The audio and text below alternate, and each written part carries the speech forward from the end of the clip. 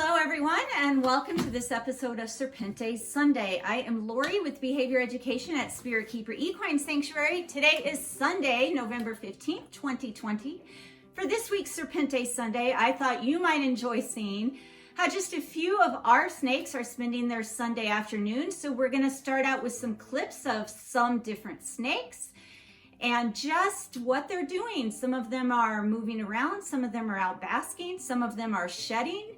And you'll get to join us and see what they're up to. Just like when I walk around our facility about every hour, other than when I'm sleeping, I get to see them doing all sorts of things day and night, and you're gonna get to see a little bit of that right now.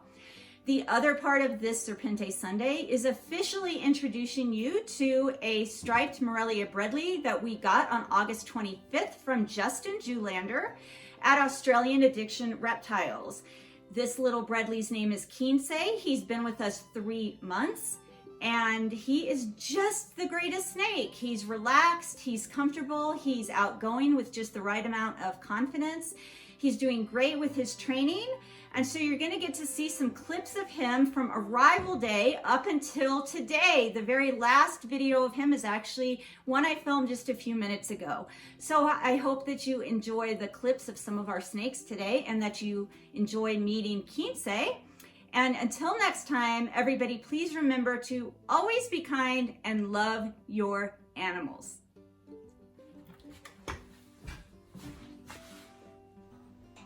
This is Sonny. He is our adult male corn snake that is over 10 years old. We've had him for about 2 years.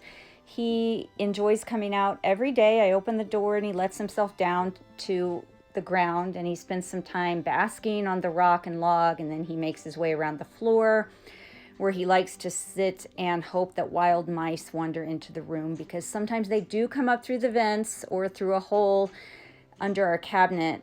However, I don't let him eat wild mice. I think they're too smart to come into the room while he's out and about patrolling.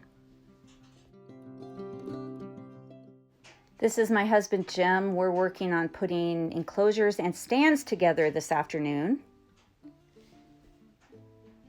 And this is Ceti already wanting out. One of the enclosures we're putting together this afternoon is identical to his. This is Sunshower. She is our 3-year-old jaguar carpet python that's at our animal sanctuary because she has severe neurological issues and has to be tube fed. She ambulates pretty well and she sheds normally and thankfully eliminates normally, but she does have to be fed via a stomach tube. She does enjoy climbing and basking under heat and light.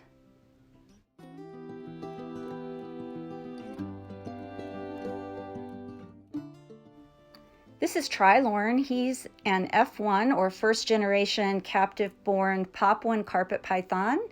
He came from Stephen Katz, and I think he's going to shed very soon. He's been under his heat a lot.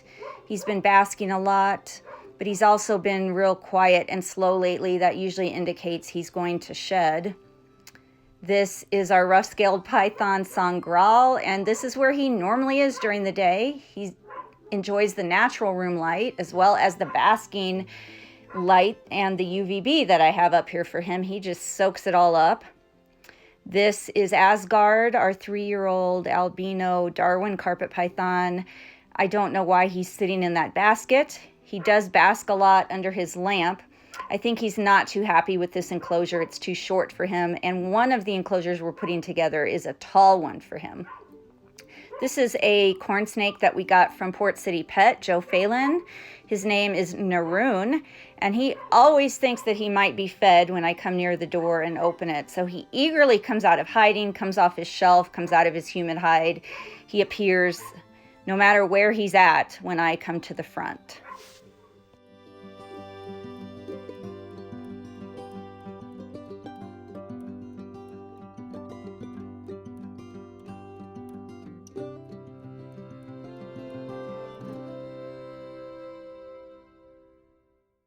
This is Quincé's quarantine tub. It was also the transport container that I brought him home to the ranch from FedEx in.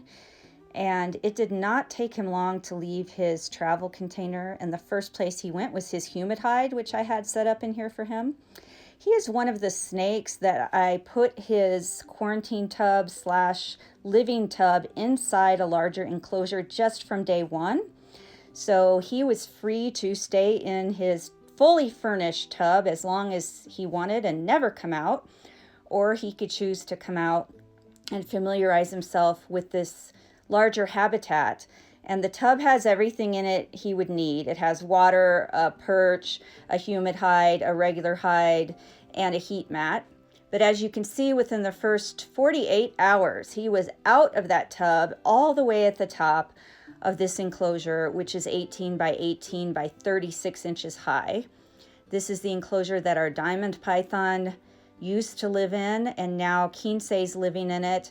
And he actually, within the first 48 hours, started spending very little time in his actual baby bin and spending most of his time up as high as he could get in this enclosure. And that is even before I added any lights at the top. So this is from the first few days he was with us, and I did not have any lights or heat or anything at the top, and he still chose to spend almost all his time up there. And then I later added this little moss ball, which I thought he would love spending time inside because it's like a little hanging cave. But no, he chooses to spend time outside of it. He sits on top of it and he hangs down inside his enclosure from the top. I've never actually seen him go inside it. He really seems to spend a lot of time exposed up high on perches and shelves and hanging off of things and sleeping on top of things. His middle space here in the enclosure has a shelf with water on it, with another humid hide, with another regular hide. And then the very top of his enclosure now, after he's been here a few months, has a UVB light, a basking light, and a ceramic heat emitter on it. They're not all pictured here, but at the time of this narration, he's been with us 3 months, and I've added all those things. And then he still has the optional heat mat at the bottom. And we've added additional climbing branches and rocks. And he occasionally still goes in this baby bin, but we don't see that very often. He really uses every bit of space that's available to him in this enclosure. And depending on how quickly he grows, he's already 1 year old. I don't know how long he'll be in this enclosure.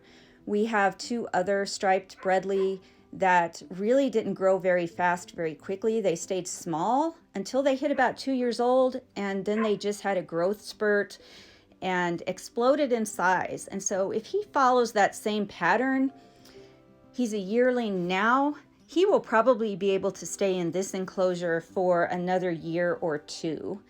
And then we will move him into something larger, but he sure utilizes this. Now, here's a training session from last week, and you can see how brilliant he is. He's only had a few target training sessions, but he's very confident. He clearly understands what that target means. He associates it with food, but he also understands that the operant behavior he has to perform in order to get the food reinforcer is to follow the target and then touch it. And then there he looks for the food reinforcer that he just earned.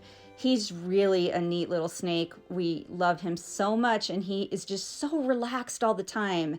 And this is a clear example. We find him just basking or resting or hanging out looking around, and he always has such relaxed body language.